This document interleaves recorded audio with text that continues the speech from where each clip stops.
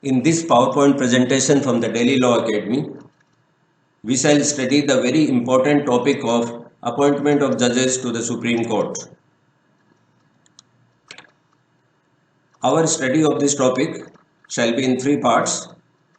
First, the constitutional provision relating to the appointment of judges to the Supreme Court as contained in Article 124, Clause 2 of the Constitution. Second, the judicial interpretation of this provision as reflected from four very important and far-reaching judgments of the Supreme Court. And lastly, a critique of this judicial interpretation representing the other view. This is what the Constitution mandates under Article 124, Clause 2.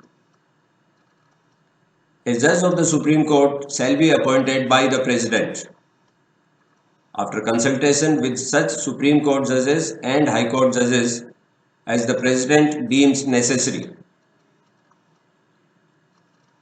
It is further provided that for appointment of a judge other than the Chief Justice, the Chief Justice of India shall always be consulted.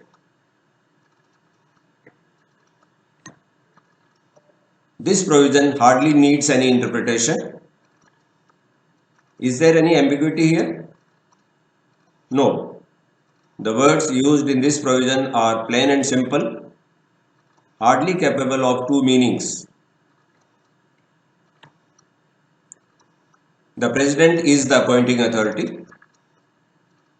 Before making the appointment, he is required to consult some judges of the Supreme Court and the High Courts. It is for him to decide as to which judges he needs to consult. And after consultation, it is the President who shall decide and make the appointment. This is what Article 124, Clause 2 provides.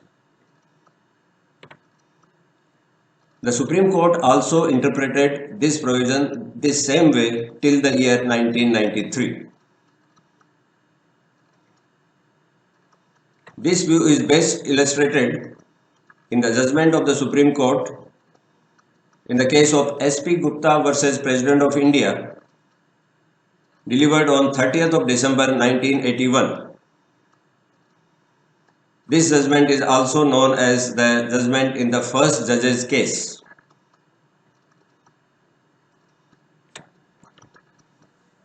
In this judgment, the Supreme Court provided the meaning of consultation. Wherever the President exercises power in consultation with the Chief Justice of India or other constitutional functionaries, the consultation has to be on all relevant aspects which would enter the final verdict. All the parties involved in the process of consultation must put all the material at its command before all other authorities to be consulted. This is how a consultation should take place in the view of the Supreme Court in this case. Thereafter, the Supreme Court held that the President has, however, a right upon consideration of all relevant facts to differ from the other constitutional functionaries for cogent reasons and take a contrary view. The President has a right to differ from the views of the other constitutional functionaries. That was the firm view of the Supreme Court in this judgment rendered by a bench of 7 judges. But this interpretation changed color in the year 1993. The green changed into the red.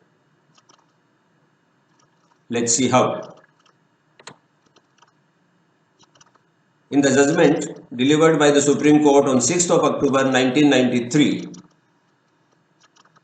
in the case of Supreme Court Advocates on Record Association versus Union of India, also known as the second judge's case, the Supreme Court said that in making appointments to the Supreme Court, the primacy must lie in the final opinion of the Chief Justice of India. the primacy must lie in the final opinion of the Chief Justice of India, unless for very good reasons known to the executive and disclosed to the Chief Justice, that appointment is not considered to be suitable.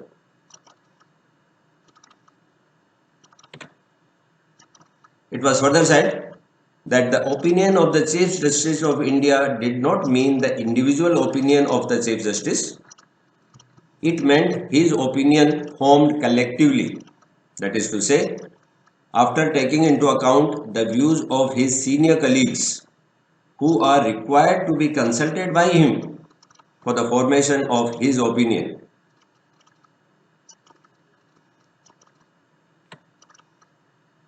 Then came an advisory opinion in the year 1998 in Re Special Reference 1 of 1998, also popularly known as the Third Judge's Case.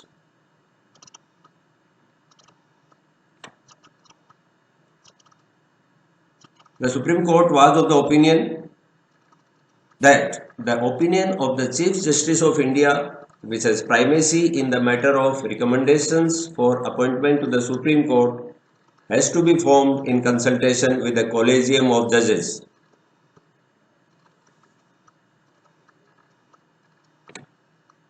The Collegium should consist of the Chief Justice of India and the 4 senior-most Queen Judges of the Supreme Court.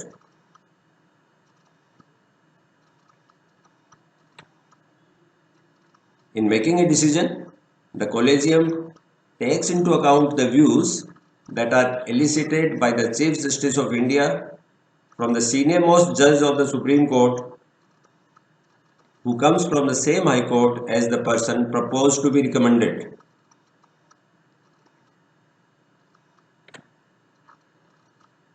The Collegium would make its recommendations based on a consensus. Should that not happen,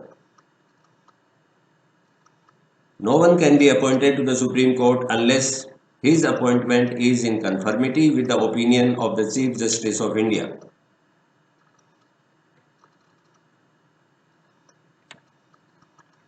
If the majority of the Collegium is against the appointment of a particular person, that person shall not be appointed.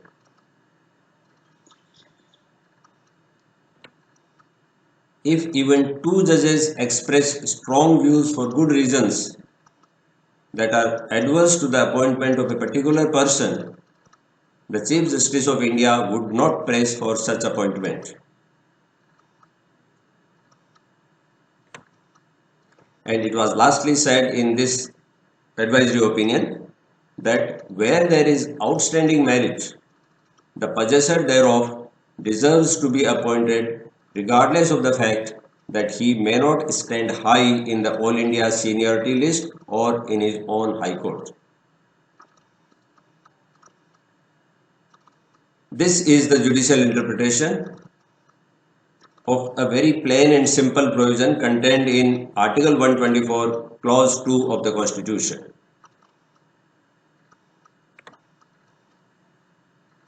Let us now have a critique of this interpretation.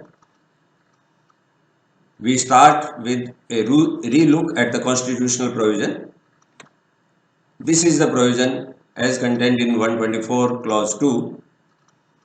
A judge of the Supreme Court shall be appointed by the President after consultation with such Supreme Court judges and High Court judges as the President deems necessary.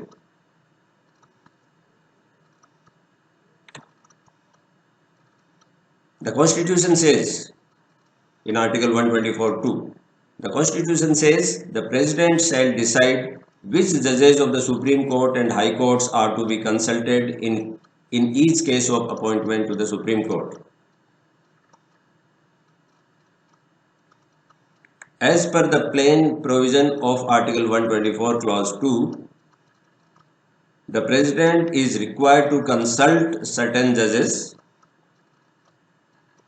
However, which judges are to be consulted, that is to be decided by the President himself, because the provision says that as the President deems necessary, the President shall consult such judges as the President deems necessary. So, The Constitution says the President shall decide which judges of the Supreme Court and High Courts are to be consulted in each case of appointment to the Supreme Court, but the Supreme Court says we and not the President shall decide which judges are to be consulted. And then the Supreme Court goes ahead and tells the President as to which judges are to be consulted. This will be the collegium of the 5 senior-most judges of the Supreme Court and no judge of the High Courts. In this consultation process, the President is not to consult any judge of the High Court, even though the provision, plain and simple, says that the President shall consult Supreme Court judges and High Court judges as deemed necessary by him. The Constitution says the President shall appoint. The Supreme Court says we and not the President shall decide who is to be appointed.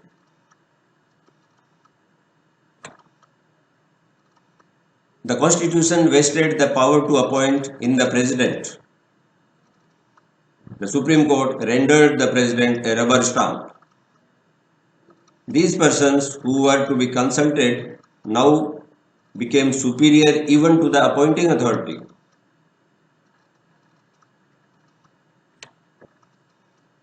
There are a number of other articles in the Constitution which provide for consultation with different authorities.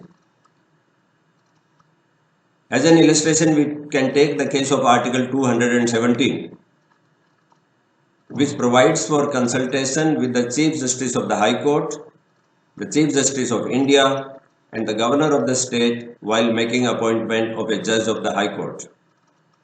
3 constitutional authorities are mentioned here.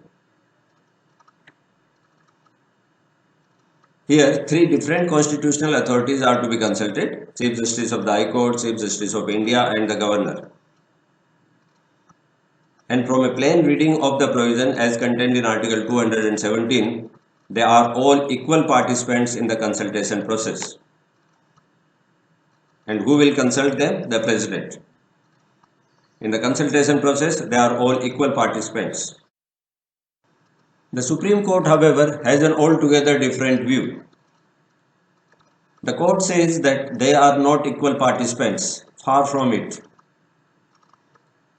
The court further says that one of these 3 has all the power, not merely a greater power, but all the power.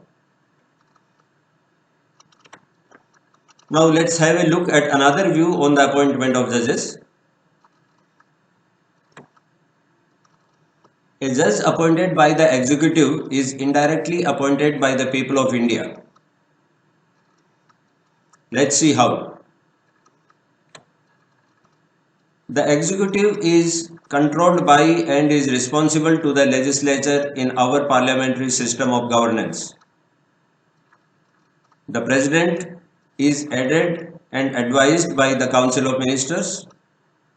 The President is bound by the advice of the Council of Ministers, and the Council of Ministers in turn is controlled by and is responsible to the Lok Sabha, and the Lok Sabha is made up of representatives of the people directly elected by them.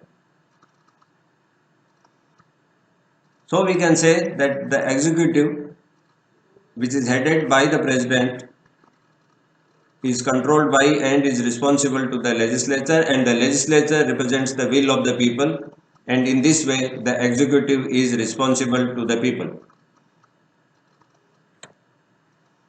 A judge appointed by the executive has a moral and constitutional authority. Moral because he is appointed by someone, that is the President, who is directly responsible to the representatives of the people. Constitutional because Article 124(2) mandates that a Supreme Court judge shall be appointed by the executive and not by the judiciary. So it can be said that a judge appointed not by the executive but by his own predecessors has no moral and constitutional authority in a democratic and parliamentary system of governance. In any case, this collegium system of appointment of judges as ordained by the Supreme Court, was not considered suitable by the directly elected representatives of the people of India making up the parliament. And so, the 99th constitutional amendment was enacted in the year 2014, providing for a different mechanism. This amendment amended Articles 124, 217 and 222, and it added Articles 124A, 124B and 124C to the Constitution. This amendment provided for establishment of a National Judicial Appointments Commission for appointment of Supreme Court and High Court judges and for transfer of High Court judges.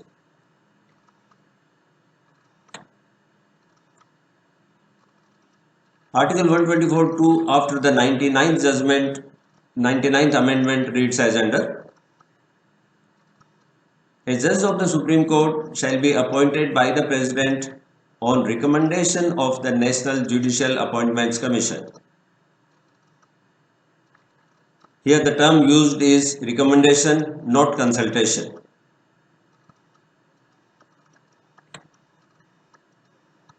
Article 124A, the newly inserted article, provided for the constitution and composition of the National Judicial Appointments Commission, NJAC. As per this article, the NJAC was composed of the following: A. The Chief Justice of India, Chairperson ex officio. Clause B. Two other senior-most judges of the Supreme Court, members ex officio. Clause C. Union Minister in charge of law and justice, member ex officio. Clause D. Two eminent persons to be nominated to function as members.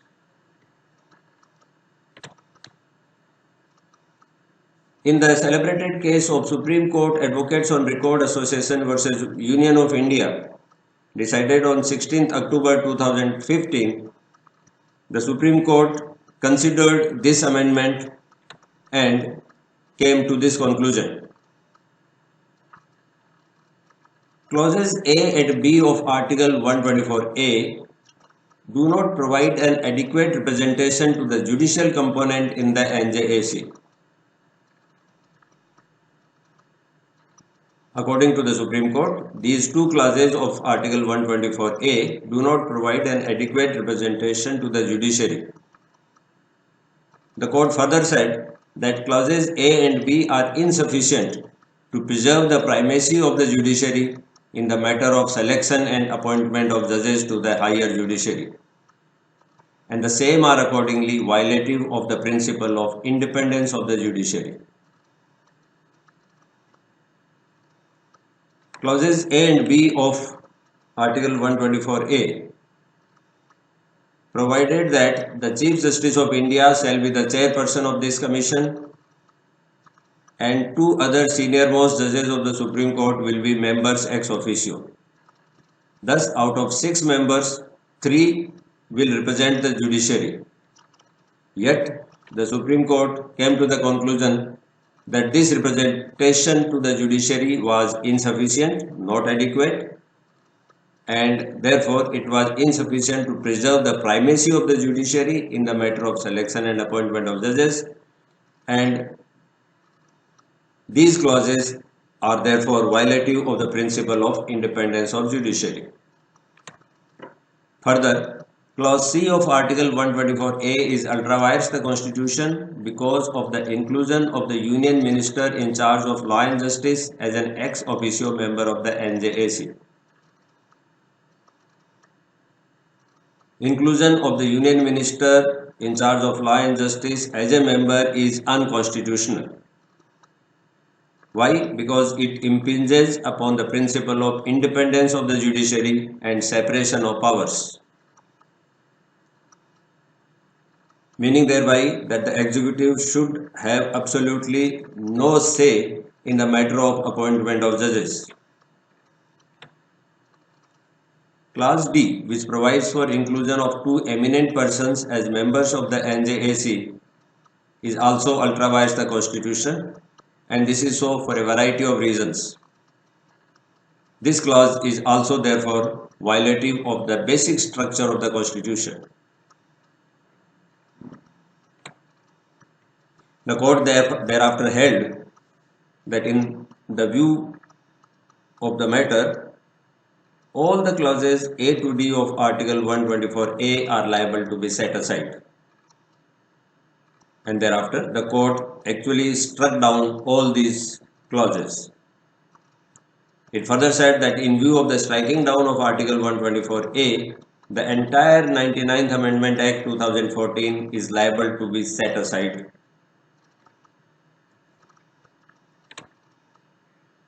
Now, the main ground on which this entire 99th constitutional amendment was set aside was that it impinged on the independence of the judiciary. Where from is this concept of independence of judiciary coming? In the words of the Supreme Court itself, in the same judgment, deduction of the concept of independence of the judiciary emerged from a collective reading of Articles 12, 36 and 50 of the Constitution. The court said that it is sometimes not possible to deduce the concerned basic structure from a plain reading of the provisions of the Constitution. Accordingly, it may not be possible to deduce this basic structure or basic feature of independence of judiciary from the plain reading of these three articles 12, 36 and 50. And therefore, at times, such a deduction is made not from the plain reading of the provisions, but from the all important silences which are hidden within these articles. So, in essence, the basic feature of the independence of judiciary is coming not from the plain reading of any provision of the Constitution, but it is to be deduced from the all important silences which are hidden within the provisions of Articles 12, 36 and 50. That is what the Supreme Court wants us to believe. We have gone through the judgment. We have also gone through its reasoning. Now, as serious students of law, we should also develop the skill of critically analyzing the same. And this is what we set out to do now. There can hardly be two opinions that the judiciary should be independent in its functioning. But so should be the legislature. The legislature should also be independent in its functioning. But both the judiciary and the legislature must function within their allotted sphere.